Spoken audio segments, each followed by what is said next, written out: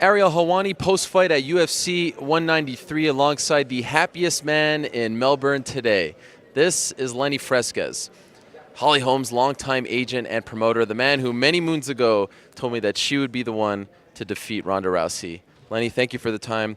First off, what is going through your mind right now? Just basking in the glory, I mean, just basking in what I knew would come through, It's just I've always believed in Holly, and I have always any obstacle we've ever put in front of her, she's always conquered. When she stumbled, she didn't want to do anything else but get up and fight the girl that had beat her. Just an amazing person.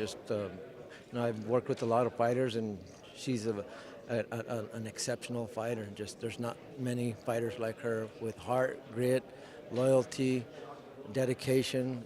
I mean, she's like just the kind of athlete that you can't say enough good things about. Role model. Preacher's daughter treats her well. I mean.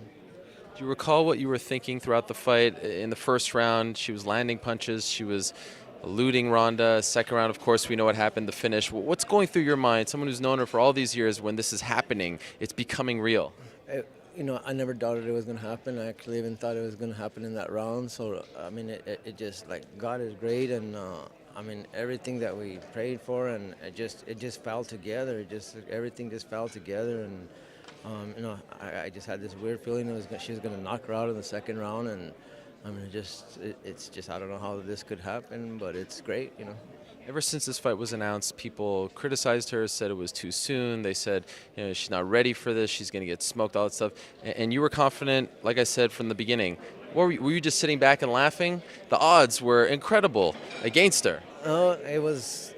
I laughed at the odds, and I was telling everybody she's going to make it look easy, and everybody was thinking I was crazy, and I was saying she's going to make it easy, and they didn't believe me. But, when you got Greg Jackson, Mike Winklejohn, Izzy Martinez, and the best team, and all the Ibarra, and we, just the team that she has, the coaches that she has, I'm such a small part of it. I just put the deals together. These guys work with her day and night. Mike Winklejohn puts his heart and soul into this. I mean, it's just been a great relationship with us three. We've been together for 12 years, and I mean, it's just great. I mean, this is probably, and I think this is her 20th title. I had told the UFC, get the Guinness Book of World Record there, but they didn't believe me, and they missed out on a thing there. But we're just happy. I mean, we're just excited. We want to thank Dana, Lorenzo, for giving us this opportunity, and Ronda too. I mean, Ronda, we wouldn't be at this level if she hadn't brought it, that if the women's wasn't to that. I knew they were in the same situation I was in boxing when Holly totally dominated boxing in 3 different weight divisions, now 35. So she's dominated the 135, the 140, the 147, and the 154. The baddest girl on the planet, and the nicest girl on the planet on top. More important, a good person. Other than that, that's really what counts. Very well said. I got to ask, did you capitalize on those crazy odds? Of course I did. We made a lot of money, and thank you, Vegas, for putting the odds up like that. Can you share how much? We got into some really good money. You don't want to tell us the number. You're I good. want to know how smart you are. We got into the 6 figures, I'll put it that way. Wow. Very well done on that front as well. And I know that you held out for a good contract. You didn't want to jump right in there when she was a free agent. What does this do for her contract? Does it become a whole new one now that she's champion? I don't want to really say anything. We're just basking in glory right now, and we got 2 more fights on our contract, and these guys have been great to us. We look for a lot bigger things. This is just the start. I mean, this is just the start, and we want to plan with them. Holly's all her career has always been planned, and it's just great to work with an athlete, with the guys and the coaches that we work with. And what's your plan for the next fight? Are you down with the immediate rematch? And if so, do you want it to be on a big card like UFC 200? What are you thinking right now? Well, we're going to sit down and think about it. Like I said, I don't really want to say nothing. We've got to sit down with the guys at UFC and see what makes sense for Holly. Everything's about what's best for Holly. Okay. And let's end on this. Brandon Gibson, who's a coach over at Jackson Winklejohn, told me that the mayor reached out to him tonight to plan a massive homecoming for Holly. Do you have any idea what this will be like? The whole town was going crazy. We had, they had, I think, over 50 outlets in Albuquerque showing the fight tonight. They were all sold out. We had one at the Route 66 with a 3,000 seat arena. Downtown had a 3,000 seat.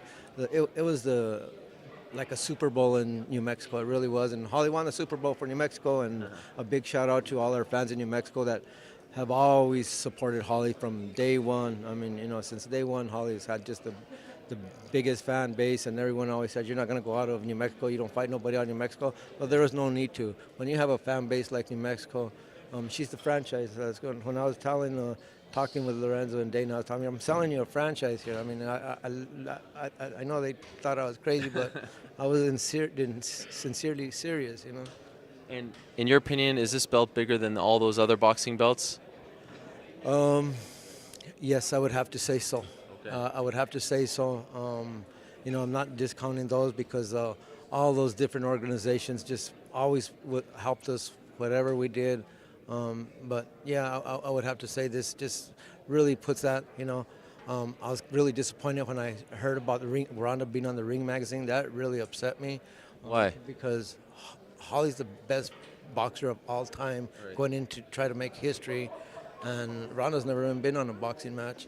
And Holly should have been on that cover, which I'm sure Oscar will fix that mistake and do it. But I'll give Oscar his preps for doing what he needed to do, sell stuff. He's a good promoter, but I'm just happy for even all the boxing promoters that we worked with. They all had a big part in Holly's success. Final question, and again, thank you. You've been so gracious with your time tonight and throughout her MMA journey with us. This is an amazing thing, and her life is definitely going to change. How do you ensure that she remains the same person, that preacher's daughter, that nice person that you were just talking about? You know what? I was just telling Izzy Martinez, I go, you know what? This doesn't make nothing to her. She's just the same person. It doesn't matter what happens. She's just a sweet, humble person, and that's why like when Ronda got into that, I think she's just trying to get herself worked up because Holly's not a fake. What you see is what you get. She's genuinely that type of person, So I just hope that everyone's that doubted her. Well, you got a new champion and supporter and backer, and we'll be on the wave. Congratulations. Thank you. Mahalo, Lenny. Thank you. Thank you very much. Thank you.